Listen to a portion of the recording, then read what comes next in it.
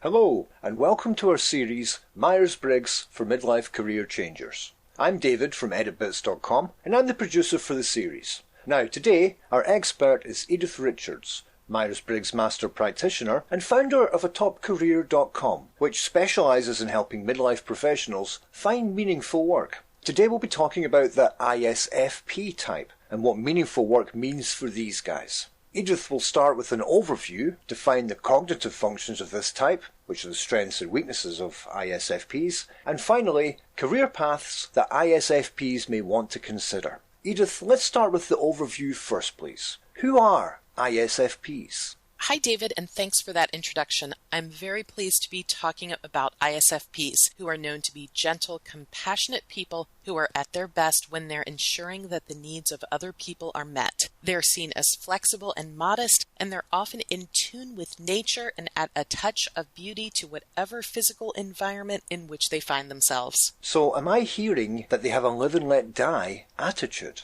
Right, along with living a life that's true to themselves and their values. As a result, they tend to have a very deep respect for the values and lives of others. This is going to be a very interesting conversation. Let's get a handle first on the four letters Isfp. Edythe, what do they stand for? I stands for introversion, an inward rather than an outward focus, striving for an internal world that's in order and defining their own needs and concerns internally. S stands for sensing. This means that they're tactile and use direct observation and first-hand experience, trusting their five senses to know what is. Thus, they're grounded in reality rather than abstract and theoretical possibilities. F stands for feeling, which is a subjective decision-making process.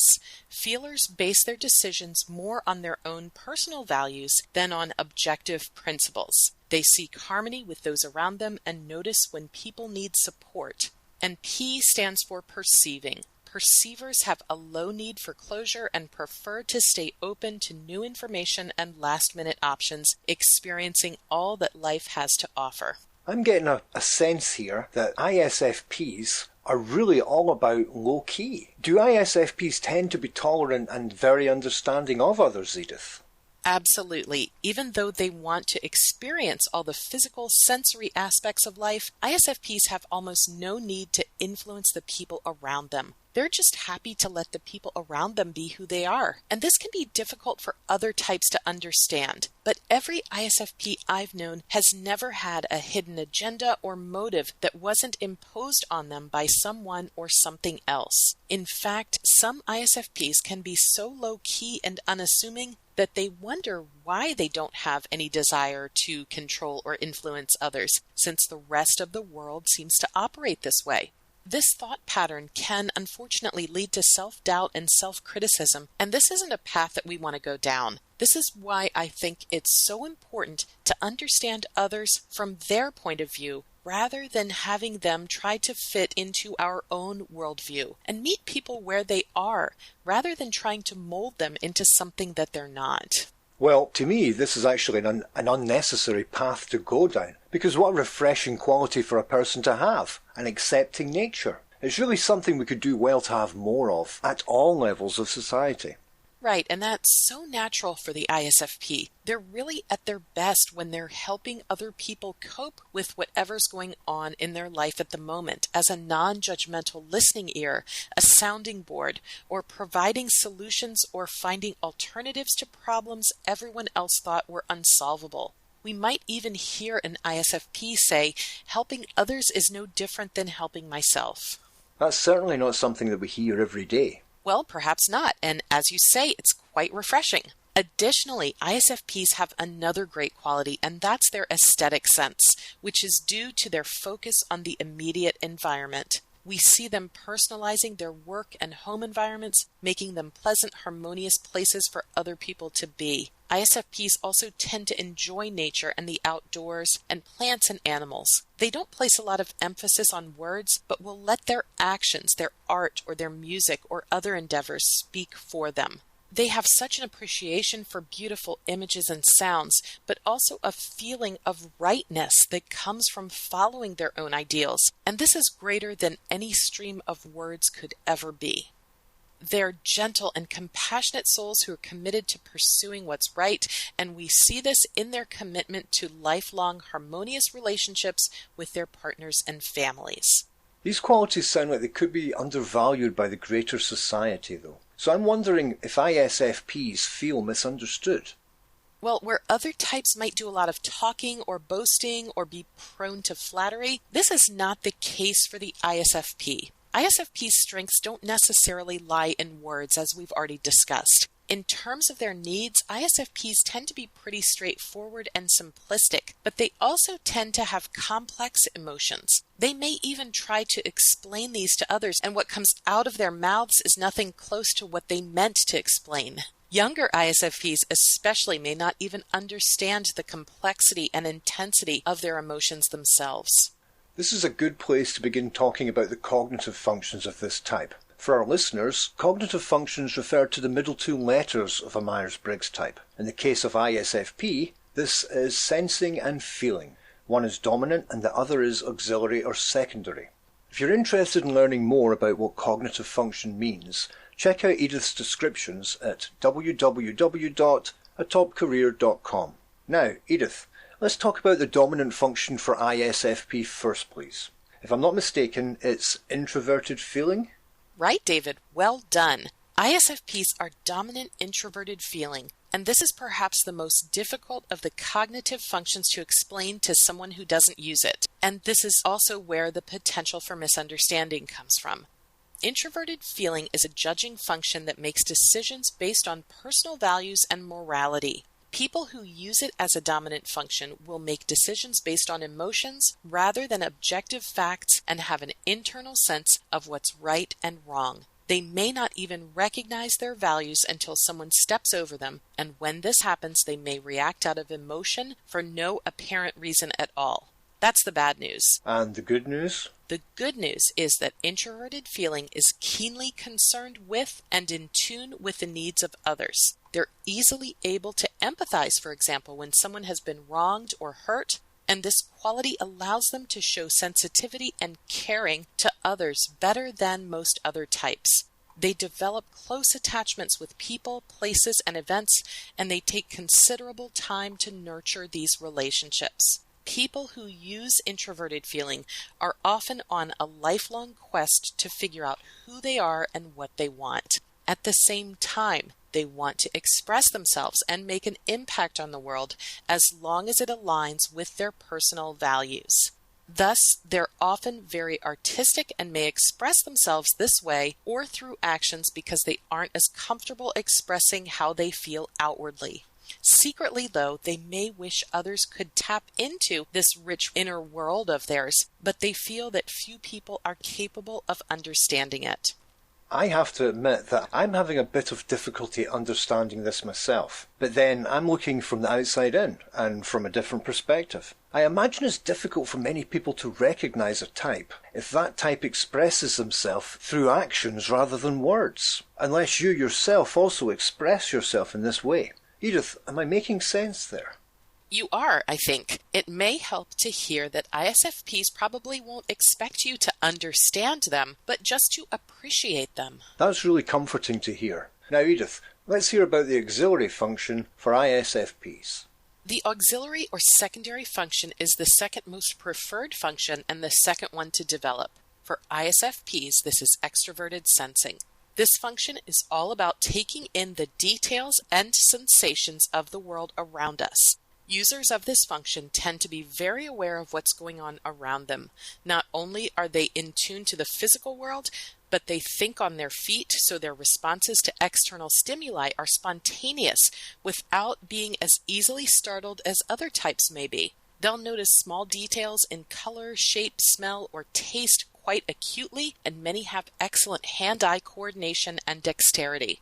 Because of their ability to live life in the moment, they're excellent in a crisis situation. They excel at hands-on activities and often seek out physical activities in their environment, playing games rather than reading or listening in a classroom setting. Many users of extroverted sensing may find themselves underperforming in academic settings that are too abstract. Abstract theories are really draining for these types. They'll excel when they're able to learn in a hands-on practical setting with specific goals to achieve. Aha, I'm learning now why ISFPs aren't known for their verbal fluency. They're much more doers than thinkers. I know several ISFPs who are more likely to be found doing things, whether it's cooking, playing sports, or playing music, whatever it is that they fancy. So unlike their INFP cousins who may get swept up in reading or writing poetry or other abstract ideas, ISFPs are more likely to get swept up in the physical or tangible world of activities. Because of their connection to the physical world, we'll see ISFPs with a taste for physical arts, performing music or sculpting art, for example, or implementing fashion trends. The combination of these two functions seems to create an interesting dichotomy. On the one hand, introverted feeling is an individualized function, concerned with adhering to one's own value system, developing one's own sense of taste. On the other hand, extroverted sensing encourages the use of the five senses, what everybody else in the world is doing. I bet a lot of ISFPs have a really refined taste for food and drink, and others for music or dance, and still others for sports. Most ISFPs I've known over the years either have made a career out of any one of these areas or have a very rich personal life that's filled with these activities, yes. Edythe, speaking of careers, how do introverted feeling and extroverted sensing work together for ISFPs in career development? It's very important for ISFPs to feel personally engaged in whatever career path they choose. Their dominant introverted feeling will do best in a courteous and supportive setting where the ISFP can ensure the well-being of others, and they'll thrive if they're able to go to a quiet space when needed, but interact with a small group of compatible and flexible people. Their auxiliary extroverted sensing function often manifests in a preference for practical and hands-on work, and possibly aesthetically in an office space that's decorated according to their own personal taste. This is great information for our ISFP listeners who are still deciding on a career path, or for those who feel like they've been misunderstood in the corporate world. Now, Edythe, let's talk about some of the other strengths of ISFPs. A big one is one we've spent a lot of time discussing. ISFPs are artistic and creative, and as we've seen, they demonstrate their creativity in tangible rather than intangible ways, producing a piece that's often stunningly beautiful, whether it's art, music, or presenting a statistic in a graph. ISFPs have a way of relating the sensory world to their audience. As a result, they have a strong sense of aesthetics and beauty. ISFPs are also compassionate, easily able to empathize with others, helping them to establish harmony and minimize conflict. Because they're so warm, they're typically likable and popular with many other types. They're also service-oriented and care deeply about those around them. A third strength is that they're flexible and relaxed. ISFPs have little need to impose control on others or to be controlled themselves. They need their space to live in a flexible, adaptable way, and they respect others enough to grant them the same courtesy. Fourth, ISFPs are practical and action-oriented. They're doers who appreciate hands-on activities more than abstract or theoretical ideas. Similarly, they contribute to the practical facts of people in their work environments in ways that ensure the well-being of others. Along these lines, ISFPs are keenly perceptive and aware of others. In their desire to please, ISFPs are tireless in their pursuit of gentle care for all living things. And as we've already said, the ISFP's talent and strengths may be easily overlooked because they're not ones to brag about themselves. It also sounds like they're not conventionally ambitious, but rather just pleased to be supporting and encouraging people in the moment. If they're unfortunate enough to work for an organisation or person that doesn't value these contributions, well, that would be a shame, because these things really are desperately needed right now in our world.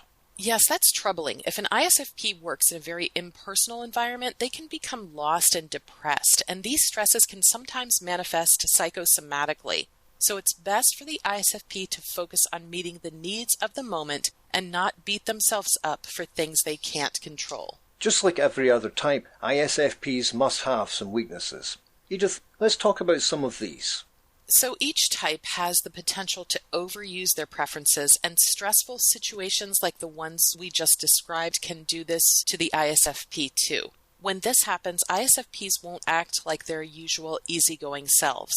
One tendency is to live completely in the present and fail to see the larger picture of how their choices impact future events. They may need help prioritizing and organizing their time, as they can become distracted easily. Younger ISFPs may be especially prone to this, and they may also become overwhelmed or confused by theoretical tasks or concepts. Because ISFPs are so naturally focused on the needs of others, they may neglect their own needs. One ISFP I know, who's a social worker, spent many years working as a bereavement therapist. She was doing wonderful and very needed work, and true to her type, she was thriving in her role until there was a change in management and more criticism for not meeting quotas, things like that. It took a lot for her to withstand this pressure, and her own well-being suffered as a result. Fortunately, she was able to find a great new job where her skills and experience are valued. That's great news to hear. Yes, ISFPs are sensitive souls and may be conflict avoidant and take things too personally, or on the other hand, they may be too trusting or gullible. They may treat points of view other than their own as criticism. Unfortunately, if they aren't able to deal with this perceived criticism, they'll shut out incoming information that causes pain.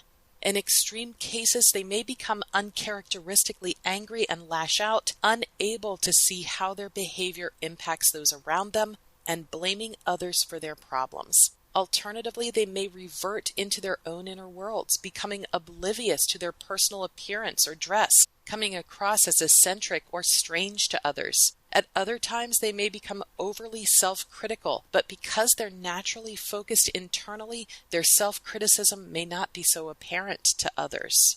Do you think these are methods of self-protection, perhaps? It's possible. Many ISFP weaknesses are a result of their dominant introverted feeling, which takes in data that justifies their personal opinions and maintains a deeply personal set of values and morals. If data comes in that threatens this system regularly, ISFPs may become more and more unaware of other people's perspectives and thus more isolated from a real understanding of the world they live in. In these instances, they'll always find a justification for their own inappropriate behaviors and fault in the external world. And this can lead to an inability to form and maintain the close personal relationships they actually crave. Oh my, that sounds dismal. We should mention, however, to our ISFP listeners that your journey through life is a unique one, and what we're describing in this podcast may or may not be indicative of you personally. You're still a unique individual with unique talents.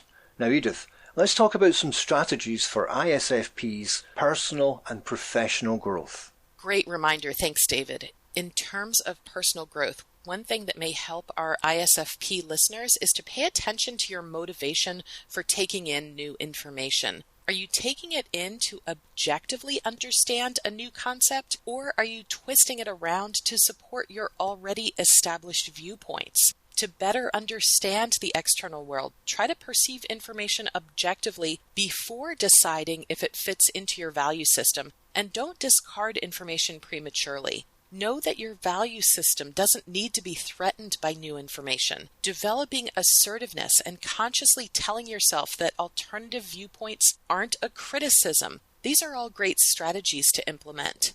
Trying to see things from others' points of view before passing judgment can help with this also. Instead of comparing the behavior or achievements of others to your own, for example, why is it so easy for her and it's so hard for me? Imagine how she would see the situation. On the other hand, some ISFPs may need to work on being more skeptical and developing a more logical system to analyze information, rather than merely accepting the views of others as they are. Developing the extroverted sensing function of taking in information merely to experience it, not evaluate it, can help. Many ISFPs have found it helpful to share their reflections and feelings with people they know and trust so that their feelings can be realistically evaluated. Other people can help the ISFP see whether their fears are worth worrying about or not. So listen to and accept this feedback from others. Without outside input, ISFPs can become negative and destructive to themselves. Because they're sensors, some ISFPs may need to learn to imagine the impact of their decisions on future events as well. Finally, most ISFPs need to learn to celebrate their accomplishments and appreciate their wonderful strengths. This is absolutely necessary for healthy development, though it may be difficult to do given the modesty of most ISFPs. Well, I for one think this is excellent advice for ISFPs. When they're taking in information to understand the world rather than to support their own ideas, they'll have a clearer understanding of where they fit in and how others perceive them. I imagine this will lead to more realistic expectations of themselves. And this brings us nicely to career paths for ISFPs, which is what I'm sure many of our listeners have been waiting for. Let's first mention ISFP workplace needs. We've alluded to several of these already, but just to recap, Edythe, how about that? Well, first I should point out that ISFPs need careers, not just a job, that is consistent with their inner core values. In many cases, these inner core values are not consistent with the fast-paced corporate world. ISFPs who are successful in more corporate environments often report having to give up or come to terms with this potential inconsistency in their values versus the work that they do. Along these lines, ISFPs need a supportive and non-competitive environment without a lot of hidden political agendas. ISFPs believe that a happy work team is a productive one, so energy is best spent making the environment pleasant with the assumption that productivity will follow. A good work environment for ISFPs means one that is relaxed, without a lot of rules or rigid structures. If not enough time or space is awarded for spontaneous interactions with others, or even just a few moments to listen to colleagues' problems, ISFP's morale can be sapped, resulting in low productivity and/or absenteeism. Given the cognitive functions we discussed earlier, this makes complete sense. Now, how about the ISFP preference for tangible and service-orientated work? Edythe. Yes, that's another career need. Work that involves real and practical service to others is very important for ISFPs. Service, as we've discussed, is the cornerstone of the ISFP's motivation, and they'll be at their best when they're doing work that has a significant service component to it. Finally, as with many perceivers, follow-through and routine are not friends of the ISFP. It is much more exciting to work on new, non-routine projects than doing the same old thing over and over. Therefore, ISFPs need to have the opportunity to work on a variety of projects that they believe in and where each day is different. Now, this makes things more understandable. It sounds like ISFPs would do well to avoid positions and environments that are only focused on profit and numbers and neglect the more human side of business. At the same time, it sounds like they can be plagued by boredom. And to the ISFP, boredom is performing routine tasks without meaning. And the dilemma in all of this is that so much of the world puts these demands on formal education and quantifiable accomplishments in terms of profit. And it's unfortunate that the skills and accomplishments of the ISFP, many of which are unconventional and human-centered, are often neglected. But surely there are places that ISFPs will fit in and thrive. So let's talk about these, Edythe. What career paths do we most often see ISFPs follow? The paths most often selected by ISFPs fall into 5 broad categories: artisans and craftspersons, healthcare, science and technical, service, and business and clerical. For our ISFP listeners, remember that your career journey, just like your personal journey, is a unique one. So if you don't see your career choice on this list, please don't panic. Instead, think about all of your past experience as well as your current position and try to pinpoint what it is that you found most satisfying or dissatisfying. Try to come up with themes that run through several of your experiences rather than just focusing on only one or two. There are successful people of all types in all fields, and there's a lot more to choosing a career path than the Myers-Briggs measures. That sounds like very prudent advice, Edythe. Now, let's talk about the specific careers in each category. starting with the artisans and craftspeople. Now, I'm quite keen to hear about this one, as these are skills I wish that I had. Well, yes, most ISFPs I've known are artistic people, hands-on artistic people as demonstrated by their preference for sensing.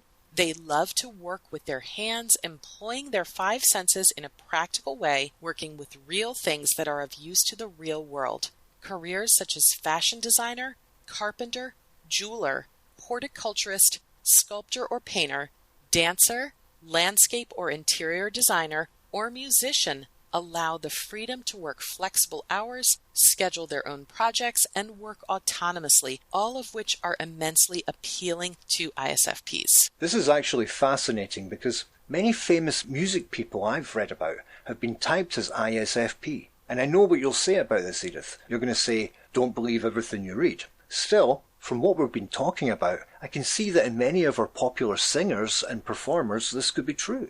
Yes, you're right, David. Some of what's published online may not be as accurate as we think. But yes, the arts, especially music of varying types and styles, is often where we see ISFPs expressing themselves, whether or not they make a living from it. I'll have to make a note of this one. I like this. Now, let's hear about the second area, which is healthcare. Careers in this area include nurse, massage therapist, dental assistant, radiology technologist, medical or veterinary assistant, art, occupational or substance abuse therapist, social worker, especially focusing on the elderly or child issues, and fitness trainer or recreational therapist. Quite a lot of careers here in this category. The appeal is the opportunity to work directly with others, either physically or emotionally, especially during a crisis situation. ISFPs tend to respond well to unpredictable situations due to their flexibility, ability to focus on the current situation, and their demonstrated warmth and empathy. The next area is technical and science. Careers here include surveyor, computer operator, systems analyst, geologist, marine biologist, mechanic, and camera operator. ISFPs tend to enjoy work that is factual rather than theoretical, and working in the outdoors is especially appealing. Many of these careers require change and variety, and ISFPs, more than many other types, will gravitate towards positions like this. And next, careers in the service arena. Careers that help them meet the needs of people and animals are very fulfilling to ISFPs. They're working with real, tangible products and services, and often in environments that foster cooperation and appreciation for hard work. Many of these environments are also spontaneous and fun. In the service area, crisis hotline operator, elementary school teacher, especially science or art, police or corrections officer, beautician, florist, firefighter, and animal groomer or trainer. Careers that help ISFPs meet the needs of people and animals are very fulfilling. They're working with real, tangible products and services, often in environments that foster cooperation and appreciation for hard work. Many of these environments are also spontaneous and fun. Lastly, I'll mention clerical and business careers. These include bookkeeper, legal administrative assistant, clerical supervisor, paralegal, insurance appraiser and examiner, and administrator. In the right kind of environment, these can be great career choices for ISFPs. The key is that they need to use their practical skills in a supportive and affirming environment as part of a team that respects their individual needs. Yes, as you've said, finding the right environment really is key for ISFP career satisfaction. There may be some ISFP listeners out there who find that their day job may not be an accurate representation of who they really are. What do you say about this, Edythe? Excellent point, and we can see this in people of all Myers-Briggs types and for many different reasons. In the ISFP's case, if they're particularly artistic people, they may find that they're not able to make a living using these talents. Similarly, many ISFPs have a special affinity to nature and animals and may not find a conventional career path there either.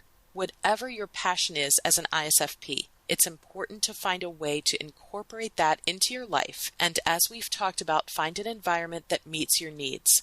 Often it's the environment that you may want to search for first, rather than the specific job or career path. This is great, Edythe. Now, I've learned quite a lot here, I have to say. Anything else you'd like to add before we close? The information in this podcast is based on my own knowledge of and experience with the Myers-Briggs Type Indicator. I'd also like to cite some sources and resources that can be helpful for further reading. Type Talk by Otto Kroger, Life Types by Jean Kumaro and Sandra Hirsch, and Do What You Are by Paul Teeger and Barbara Barron-Teeger. Thank you so much for sharing your expertise, Edythe. Now, Edythe can be found once again at www.atopcareer.com. Now do check this out for more Myers-Briggs podcasts, articles and information. I'm David, producer of the series Myers-Briggs for Midlife Career Changers. Until next time. Find us on Facebook, Twitter, and of course our website, where you can sign up for our newsletter at www.atopcareer.com. Feel free to share this file with your friends. Until next time. MBTI and Myers-Briggs are registered trademarks of the MBTI Trust.